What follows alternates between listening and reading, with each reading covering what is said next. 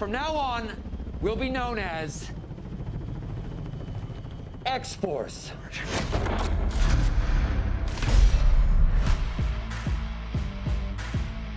Hey, welcome back to ScreenCrush. I'm Ryan Airy. So Deadpool 4 is going to happen. It's pretty much a done deal after the massive success of Deadpool and Wolverine. And we believe that Deadpool 4 will finally be an X-Force movie. A Black Ops team of the most skilled mutants in the world working in secret to eliminate threats to their kind. We're going to explain the X-Force and how the movie is going to work after Secret Wars, and how the story will connect to the next chapter of the MCU, and that is the Mutant Saga. Because we think the X-Force movie will bring back Cable and time travel, and this will connect to an X-Men villain that we've never seen before on the big screen. And also the big bad of the Mutant Saga, Apocalypse. And our idea will even include the Phoenix Force. So this is how and why Deadpool 4 needs to be the X-Force movie.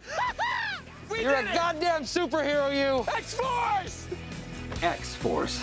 Okay, so Deadpool and Wolverine is breaking all kinds of records. It's one of the best and most successful MCU movies since Endgame. Now at some point, when the MCU reboots the X-Men, we will get a new Wolverine actor, but that does not mean that it's all over for Hugh Jackman. According to Kevin Feige, Hugh will be sticking around as Wolverine for a while, possibly even after Avengers Doomsday and Secret Wars. They're gonna make him do this till he's 90. And while Ryan Reynolds hinted that he doesn't want to make another Deadpool movie, who are we kidding here? They're both going to be doing this till they're 90. Suck it, Fox.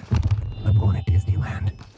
So when Deadpool 4 happens, it's going to need something new for Wade and Logan, and X-Force is the best direction to go. And yes, they already kind of did X-Force in Deadpool 2, I know that. But that version of X-Force was more of a gag, and I'm talking about the badass X-Force team from the comics. The team was created by Rob Liefeld in the early 1990s. Originally, they were a team of young mutants who were led by the time-traveling Cable. You time-sliding son of a bitch. He trained and transformed these young mutants into a militaristic strike force called the X-Force. The X-Force has had many incarnations since the 1990s, and not all of them were great. But in 2008, Craig Kyle and Christopher Yost reinvented the team as a Black Ops operation led by Wolverine. And this happened in the Messiah Complex storyline. Remember that for later. And finally, we have one of the all-time best versions of the team, the Uncanny X-Force by Rick Remender. Wolverine assembles a Black Ops team of the best killers and damaged anti-heroes. And all of them are mutants, and they're going to do some really terrible things, but for the greater good. I'd gone international, taken out mass murderers, gangsters, unspeakable monsters.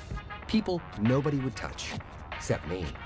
I'm gonna touch them all over. And this is what works so well about Deadpool and Wolverine when they're together. Each of them are trying to get away from the life of a killer, but it's just like a bad habit that they can't quite quit. And we can all relate to this. We've all got some kind of bad habit we would like to break. I know I do. I am still not welcome in St. Louis. Well, for instance, whenever I get like super stressed out, I want to squeeze my face really hard or clench my jaw on one side. So I needed something to help me forget those bad oral fixation habits and replace them with a positive habit. And that is why I started using Fume. They're the sponsor of this video. Hold on now, person. Is that a vape? No, Doug, this is not a vape. It's not electronic, and it does not have pods filled with potentially harmful chemicals. Instead, it has these little plant-based cores that are infused with natural flavors to create natural flavored air. You see, guys, the flavored air category is quickly becoming the leading alternative to vaping and smoking. Fume contains no nicotine, it is not addictive, and it contains non-toxic flavors. Instead, it contains plant-based flavors like spearmint ice, cinnamon hearts, and my current favorite, crisp mint. Oh, that's why your breath has been smelling so nice lately. Yes, it is. See, guys, with flavored air, you can satisfy your oral fixation through a passive diffusion system that does not use electronics, vapor, or combustion. But mostly, I like that it gives me something to reach for when I'm feeling anxious. It even has movable parts for fidgeting that make an incredibly satisfying sound.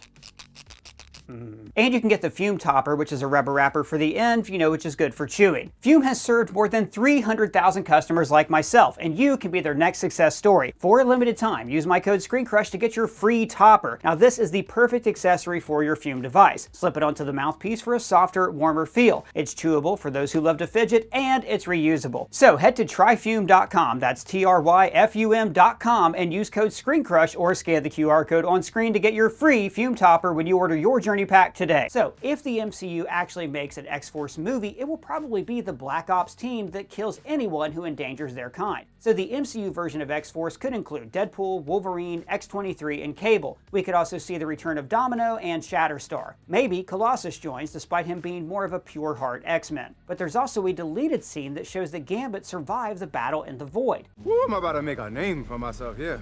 And we could get some new characters in Deadpool 4 to kind of round out the team. So here's how we think think X-Force could work in Deadpool 4. And more importantly, we're going to talk about how the X-Force will connect to the Mutant Saga. But first, we have to address what happens after Deadpool and Wolverine, because Logan sticks around in the Fox universe alongside X-23. And according to the TVA, Wade has an important role to play in the future of the multiverse. One that could save the entire sacred timeline from a possibly grisly fate sometime in the future. This role will likely be revealed in Avengers Doomsday and Secret Wars. Why start crying? But afterward, Deadpool 4 could go either one of two ways. It looks like the MCU is going to do a soft reboot after Secret Wars, and that will mean that the multiverse will be reshuffled and all the heroes will be part of the same continuity. But wait, if old Wolverine is in this universe, then what happens to new Wolverine? Well, if you mean the Hugh Jackman version from Deadpool and Wolverine, he could stick around, because in the Mutant Saga there can be room for two Wolverines. But how would they do that? Well, the very nature of the X-Force is to be this super secret X-Men Black Force strike team. No one is supposed to know about their existence, and they deal with threats to mutant kind by killing them, but in secret. There is no such thing. So this Wolverine will stay hidden and work from the shadows. But in this rebooted Earth 616, there will be a new Wolverine played by a new actor. Maybe it's going to be Henry Cavill or someone new. And this Logan will be part of the main X-Men stories. 2 Wolverines, 2 Batman, 2 Jokers, 3 Spider-Peters, 2 Fast, 2 Furious. Person, this is all just too much. Yeah, I know, this might be a little too convoluted, but we think it could work. Or maybe Deadpool stays in his own separate thing even after the soft reboot, and he will exist in a different universe, but sometimes he will cross over with the new MCU. So this brings us to X-Force and why the team will be assembled in Deadpool 4. So regardless if Deadpool joins the MCU universe or stays in his own separate universe, Wolverine will stay with Wade for a while. He's got no reason to go back to his original universe. I told you, you're not welcome here. You're not welcome anywhere. And now that he has a new home and an adopted daughter, he could get a second chance at life. After the ending of Deadpool and Wolverine, Wade will probably focus on his life with Vanessa, possibly even retiring from that anti-hero life. But Wolverine will not be able to move on from his past. Sure, he found some semblance of inner peace at the end of the movie. I am wearing this suit, and that means a lot of things, but most of all, it means I'm an X-Man. But don't forget that he's dealing with tremendous trauma. The X-Men of his universe were massacred by humans. He blames himself for their deaths because he wasn't around to save them. I turned the whole world against the X-Men. They died while he was on a bender. Their deaths unleashed the animal inside, so all that trauma, rage, and pain doesn't just vanish overnight. I started killing, and I couldn't stop. I didn't want to stop. All those bad men.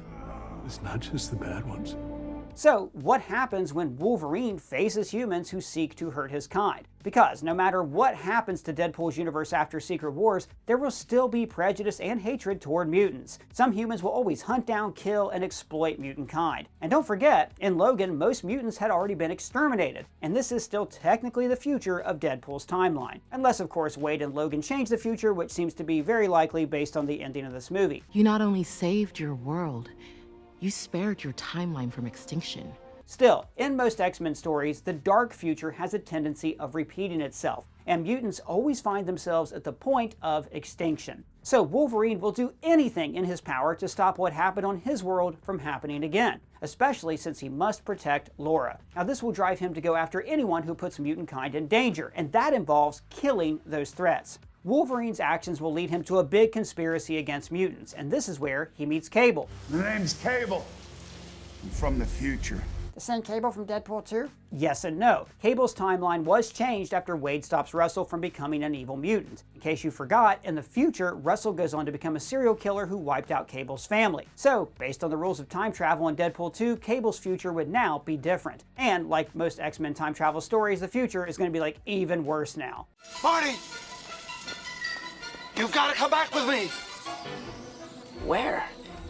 Back to the future! And Cable himself is influenced by these changes in the time stream. So what happened? Why is the future all sucky now? In the comics, Wolverine's Black Ops X-Force was formed during the Messiah Complex storyline. So in our story, Cable goes back in time to achieve a mission in the present day. But unlike Deadpool 2, this time he isn't there to kill a child, but to save one. Cable is after a teenager named Hope, and she looks a lot like the woman Logan loved, Jean Grey. So when Cable meets Wolverine, he explains that Hope is the key to the future of mutant kind. And there are some really bad people after her. So wait, who's Hope? I'm getting there, hang on. So Wolverine agrees to help him, and this is where he convinces Wade to come out of retirement, and the three of them assemble X-Force. And they are going to be going against one of the best X-Men villains who never appeared in an X-Men movie, and that's Mr. Sinister. My name is Sinister.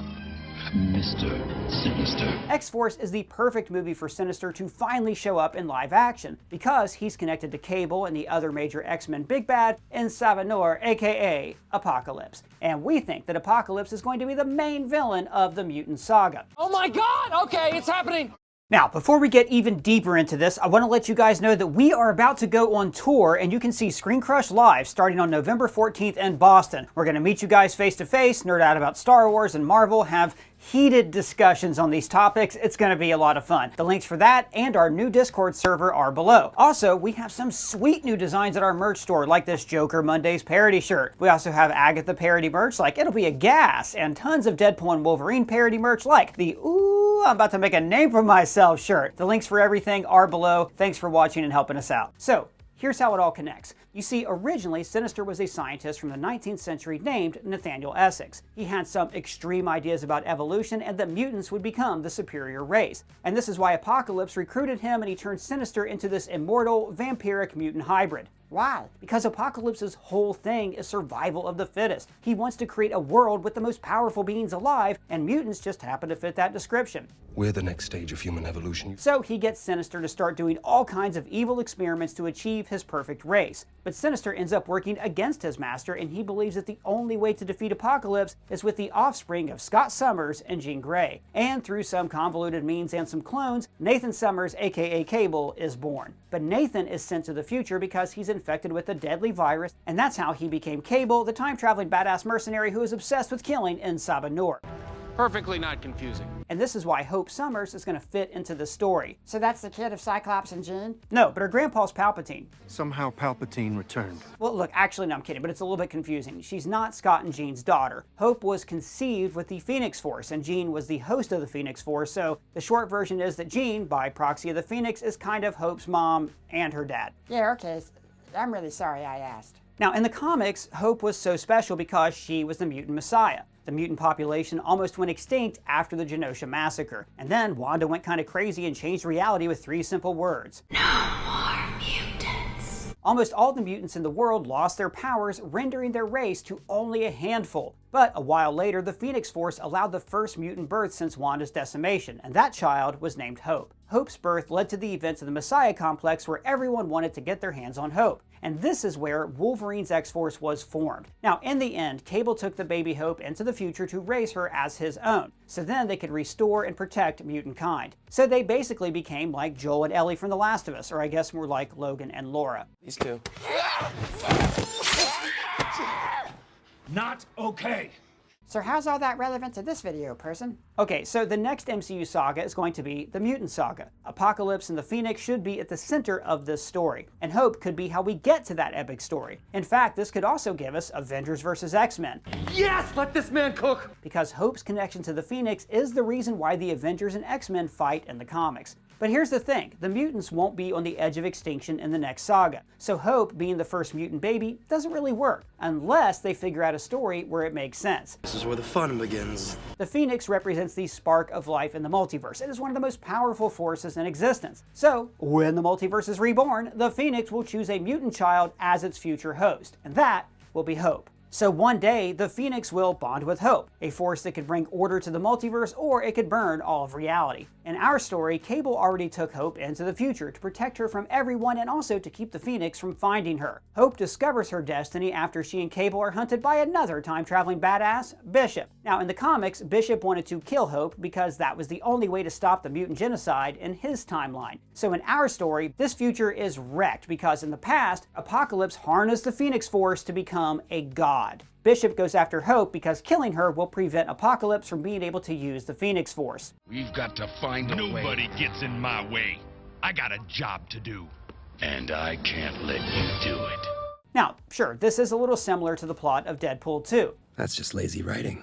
a time traveler who goes back in time to kill a teenager to prevent a bad future. And I'm sure that when they adapted Deadpool 2, they did use this story as an inspiration. So doing this again with Bishop might be a repeat, but hey, this worked for Terminator 2, so why not go for it in the Marvel Cinematic Universe? Anyways, Hope decides to stop all these terrible futures from happening, and she travels to the present to stop Sinister. Now because, in the present day, he will discover her importance, and that's how Apocalypse ends up getting her powers. But this is exactly what triggers Sinister to discover Hope's importance in the present, which is how that dark future happens. Wait, which came first? It's like a snake eating its own tail. And Hope went back in time without Cable because she doesn't want to stay put while the fate of the world hinges on her. So she basically runs off on her overprotective dad. Cable travels to the present to find Hope, and he gets help from X-Force to stop Sinister from weaponizing Hope and triggering the very future she's trying to prevent. But the X-Force must keep Hope's importance a secret, so that's why they operate like a Black Ops team. They go after Sinister and his goons, but they also end up clashing with bad humans and of course Bishop,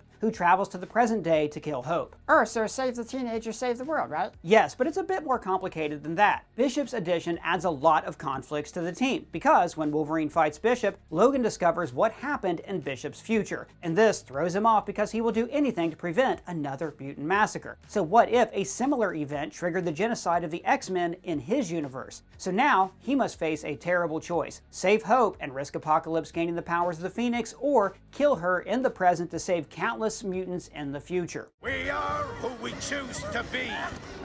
Now choose! And this is why the Uncanny X-Force story was so brilliant, because in that story, the X-Force faced a similar dilemma when they had to kill a child version of N'Saba Noor, a choice that led to a great story. Why not travel back to when he was a baby, kill him then? Or better yet, head back a little further, kill baby Hitler. And to add more drama, here's a cool twist. What if, in Wolverine's universe, Nathan was never taken into the future and he never became Cable? Instead, Nathan was raised by his parents with the X-Men. Logan was an outsider in his family and he was jealous of Scott being with Jean. However, he had a soft spot for little Nathan, so Logan was like this uncle to young Nate. When the humans massacred the X-Men, Nathan was among the dead. But now Wolverine reunites with Nathan, but he's a completely different person. So this creates this really interesting story where Wolverine and Cable just can't get along and they always fight. But at the same time, Logan has this need to protect Scott's son because he blames himself for what happened to his X-Men. And both of them adopted two girls who they swore to protect, who represent redemption for all the bad stuff they did. They will be this dysfunctional group of people who all share a connection with each other, but those people aren't actually the ones that they know. So what does that mean? Well, for example, Wade is a Wolverine fanboy, but not of this version. I waited a long time for this team up.